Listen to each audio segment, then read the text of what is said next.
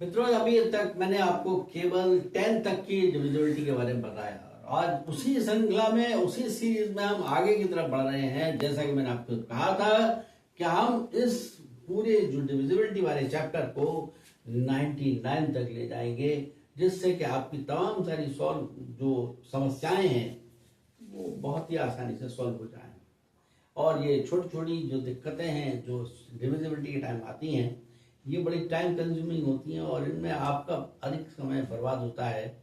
और मेरे छोटे छोटे जो सभी जो नए स्टूडेंट्स हैं उनको इनका सामना करना पड़ता है।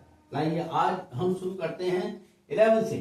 और 11 की डिविजिबिलिटी के लिए सबसे पहली चीज है कि सारे नंबर जो दिए हैं उनमें सारे डिजिट्स को हम पहले उनको एक नंबरिंग देते हैं। जैसे 3 6 6 9 4 4 9। अब इनको नंबरिंग देने का मतलब है कि हम इनके ऊपर 1 2 3 4 5 6 7 8 लिख देते हैं।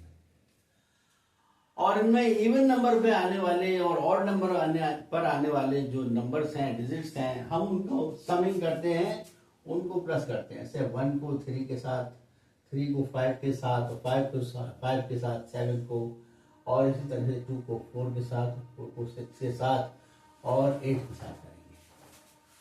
लाइए इनका एक समिंग करके देखते हैं और इनको ऐड करते हैं तो 3 + 6 + 9 + 4, 3 + 6 + 9 + 4, ये होगा, इसका टोटल होगा हमारे पास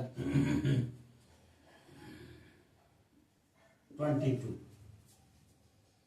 और अब हम इवन वाले को देखते हैं तो इसका क्या है, 6 + 3 + 4 + 9, और इसका भी टोटल आता है 22। आपने देखा कि दोनों का जो आंसर है वो 22 है और दोनों के जो टोटल हैं 22 पर जाकर के ठहर जाते हैं। और इनका डिफरेंस आता है हमारे पास क्या, द डिफरेंस इज 0। इसका मतलब है ये नंबर बिना कुछ सोचे समझे आप चाहें तो 11 से डिवाइड कर देख सकते हैं और ये 11 की डिविजिबिलिटी में आता है। तो इसका मतलब ये हुआ या तो 0 और या एक 11 का कोई मल्टीपल, जैसे कि 22 हो सकता है, 33 हो सकता है, 44 हो सकता है, 55 हो सकता है, 66 हो सकता है, कोई भी आए। और उसमें हम ये देखेंगे कि वो आने वाला जो आंसर है वो 0 ही आएगा।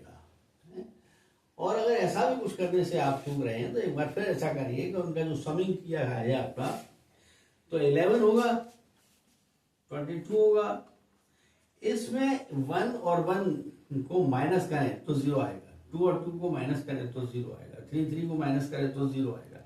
इसका मतलब है 11 के लिए जो भी नंबर आए हैं उनको हम अलग अलग सम करें और उसके बाद में फिर उनका माइनस करें तो 0 आना स्वाभाविक है। और ये है हमारी 11 की डिविजिबिलिटी। और इसके साथ ही अब हम चलते हैं 12 पर। तो डिविजिबिलिटी ऑफ 12 के लिए जरूरी है कि हम उसके कुछ फैक्टर्स को पता लगाएं। और उसके फैक्टर्स हैं, जो 12 के जो फैक्टर्स होते हैं, 12 के फैक्टर्स, जैसे हमने इसके 2 फैक्टर दिए हैं, 3 और 4। इसका मतलब है कि जो नंबर 3 और 4 दोनों से ही डिवाइड हो जाएगा सेपरेटली, तो वो 12 से डिवाइड हो जाएगा।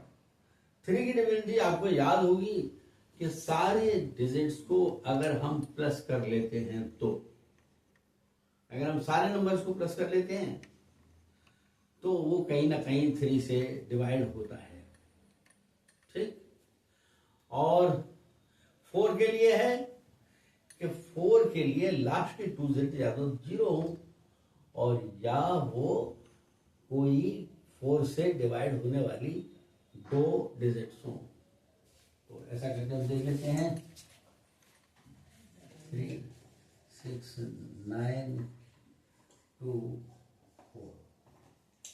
ठीक है, तो यहां आपने देखा कि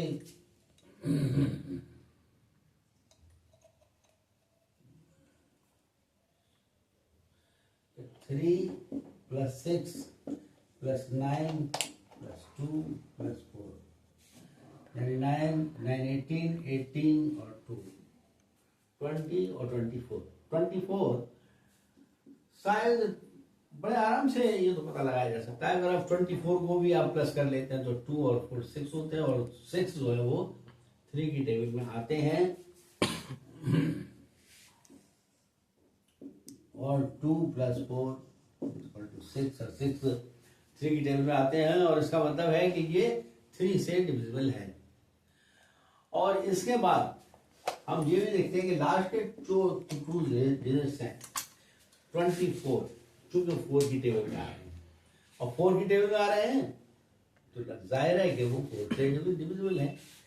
जो इस तरीके से जो नंबर 3 से भी डिविजिबल है और 4 से भी डिविजिबल है, वो नंबर 12 से डायरेक्ट डिवाइड कर सकते हैं, और वही इसकी डिविजिबिलिटी है। इसका मतलब है 12 की डिविजिबिलिटी यहाँ पर कंप्लीट होती है। और अब हम चलते हैं नेक्स्ट, और वो है 13 की डिविजिबिलिटी।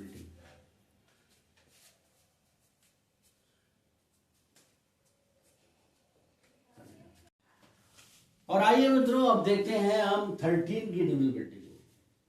13 एक बड़ा टेढ़ा सा ये नंबर है, और इसकी डिविजिबिलिटी के लिए हमें किसी खास नंबर की जरूरत पड़ेगी, और उससे हम जो उसकी लास्ट डिजिट को मल्टीप्लाई करेंगे, उसका जो प्रोडक्ट आएगा उसको प्लस करते जाएंगे, और जो प्लस करके आएगा और वो जो भी आएगा उसको हम प्लस करते हुए चले जाएंगे रिमेनिंग नंबर्स के साथ में। जैसे नंबर है हमारे पास 24167।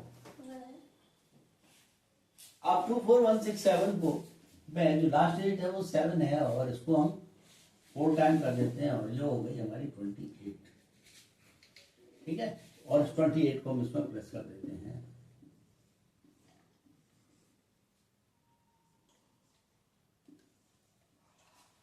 फिर जो लास्ट डिजिट आई है उसको 4 टाइम कर देते हैं, 16 आएगा, और 16 को यहां हम प्लस करते हैं।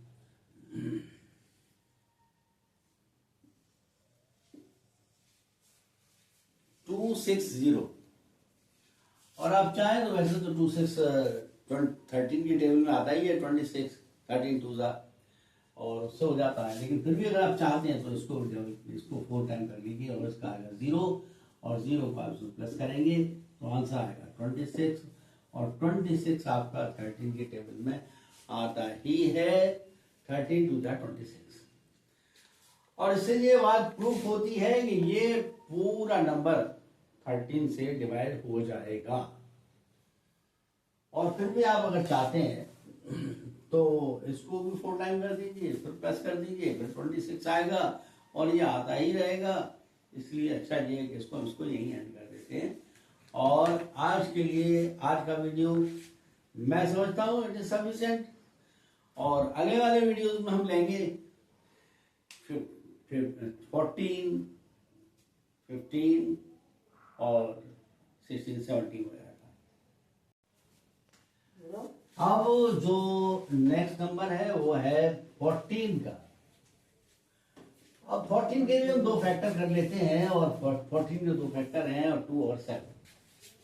तो डिविजिबिलिटी बाई 14, और 14 के हमारे पास 2 फैक्टर हैं 7 × 2। तो पहले डिविजिबिलिटी तो हम 2 से देख लेते हैं कि लास्ट नंबर जो इवन हो, यानी 0 2 4 6 8, तो लास्ट में क्या होना चाहिए 0 2 4 6 8 लास्ट डिजिट। ये तो इसके लिए कंपलसरी बात है। और दूसरा इसमें 7 की डिविजिबिलिटी लगनी चाहिए, 7 से डिविजिबिलिटी होनी चाहिए, और डिविजिबिलिटी ऑफ 7।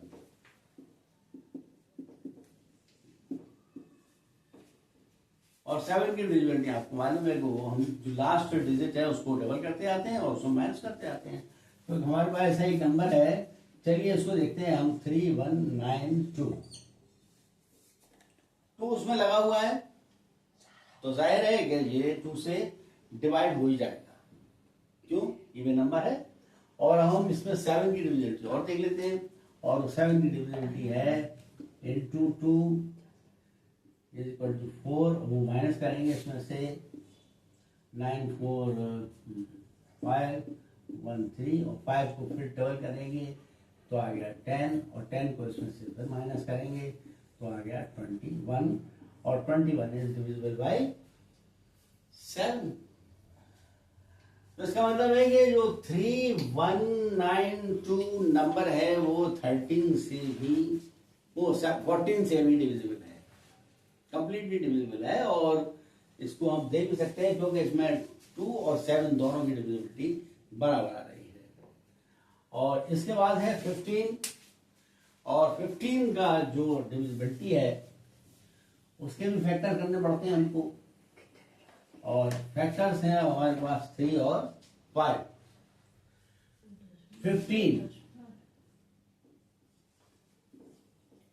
15 के 2 फैक्टर हैं हमारे पास, और वो हैं 3 इंटू 5। तो जिन नंबर्स में 3 की डिविजिबिलिटी लगती है, 3 की डिविजिबिलिटी तो आप अच्छी तरह से जानते हैं कि वो सारी के सारे नंबर्स हैं, और डिजिट्स को अगर हम प्लस करते हैं तो 3 से डिविजिबल होंगे। और जैसे ये है 3 6 9 4 2, और इसके आप प्लस करके देख लें, और ये 0, चूंकि इसमें 5 की डिविजिबिलिटी भी जानी है तो आप इनको प्लस करें तो 3 + 6 + 9 + 4 + 2 + 0 जो हो गया, और ये है 24। ठीक, आप इसका टोटल करके देख लीजिए, 9 9 18 और 6 24, और 24 में आप जानते हैं कि 3 की टेबल में वो 24 आता है, और फिर भी नहीं आप चाहते तो इसको 2 और 4 को प्लस कर लीजिए, और ये आ गया 6, और 6 जो है 3 की टेबल में आता ही है। और इसके अलावा जो दूसरी बात है, लास्ट में 0 या 5 का आना जरूरी है, और 5 की बजाय यहाँ 0 है, इसका मतलब ये 5 से भी डिविजिबल है, और ये 15 की डिविजिबिलिटी को बिल्कुल सेटिस्फाई करता है, और हम इसको मान लेते हैं कि 15 की डिविजिबिलिटी है, और इसमें 15 आना ही है। और मित्रों, मैं समझता हूं कि आज के लिए इतना ही काफी है, और हम नेक्स्ट वीडियो का फिर इंतजार करेंगे जिसमें मैं आपको कुछ और नई डिविजिबिलिटी लेकर के आने वाला हूं, जैसे 16 है, 17 है, 19 है, और 20 तो खैर बहुत इजी है, और 21 है, 22 है, और इट मीन्स हम उसको 99 तक ले जाने की कोशिश करेंगे।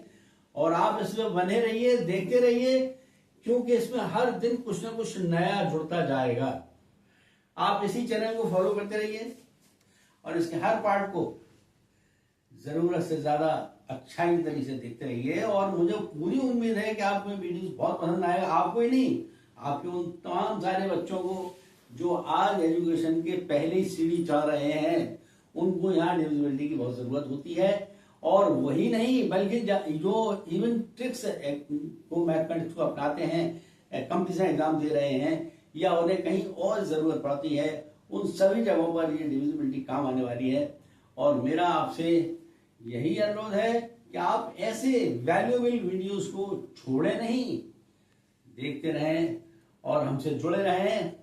वीर एकेडमी से चैनल को सब्सक्राइब करें, शेयर करें, लाइक करें, और जितना ज्यादा से ज्यादा हो सके अपने उन तमाम मिलने वालों को भी बताएं, जिससे कि वो भी इसका पूरा बेनिफिट उठा सकें।